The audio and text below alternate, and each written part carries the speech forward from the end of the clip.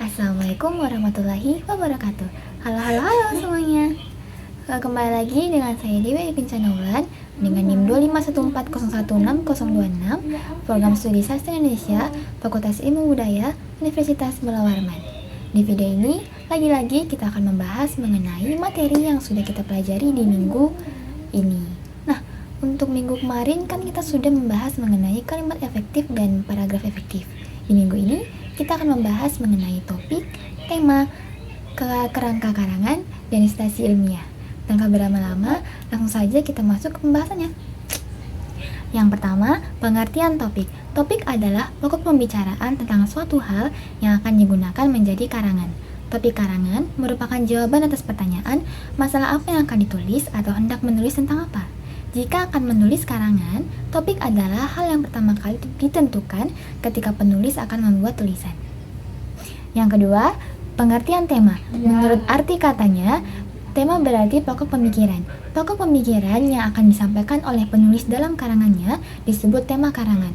Penetapan tema sebelum memulai karangan sangatlah penting untuk menyampaikan suatu ide secara jelas dan teratur, sehingga isi karangan akan dapat mudah dipahami oleh pembaca. Yang ketiga, perbedaan antara topik dan tema.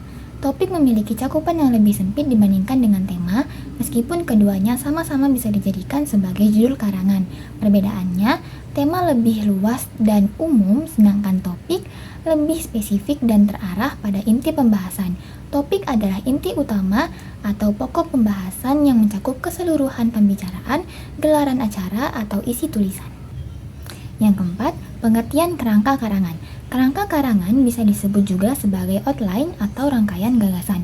Kerangka karangan adalah suatu rencana kerja yang memuat penyusunan gagasan dengan gagasan lain di dalam sebuah karangan. Dengan kerangka karangan, penulis dapat memuat atau menuangkan berbagai gagasannya secara sistematis dan juga terarah. Lanjut, yang kelima, bagian-bagian dari kerangka karangan. Kerangka karangan pada umumnya memiliki 3 bagian utama. Yang pertama, pendahuluan atau introduction. Yang kedua, isi atau body. Dan yang ketiga, penutup atau conclusion. Setiap bagian ini memiliki fungsi dan tujuannya yang berbeda dalam menyusun dan menyajikan informasi. Lanjut, yang keenam, pengertian citasi ilmiah. Citasi adalah sebuah referensi yang berisi sumber dari naskah yang dipublikasikan atau tidak dipublikasikan. Kegunaannya adalah untuk menulis ulang suatu pernyataan yang berasal dari orang lain. Apabila mengutip suatu teori atau pernyataan tanpa mencantumkan sumbernya, hal itu bisa dianggap sebagai melakukan tindakan plagiarisme. Lanjut, yang ketujuh ada jenis-jenis citasi ilmiah. Citasi dibagi menjadi beberapa jenis berdasarkan gaya penulisannya. Ketika menulisnya, harus menentukan gaya penulisan yang akan digunakan. Hal ini penting untuk diperhatikan sebagai konsistensi gaya penulisan. Setiap gaya penulisan memiliki ciri khasnya yang bersumber pada buku, jurnal, media massa, arsip, dan yang lainnya. Kita bahas mengenai beberapa jenisnya, yaitu yang pertama ada APA, yaitu American Psychological Association, yaitu penulisan citasi yang mencakup nama penulis dan tahun publikasi. Lalu yang kedua ada MLA atau Modern Language Association, yaitu gaya yang mencakup nama penulis dan nomor halaman. Lalu yang terakhir dan yang ketiga atau yang terakhir yaitu Chicago Style, yaitu gaya yang menggunakan catatan kaki atau catatan akhir. Lebih jelasnya seperti ini.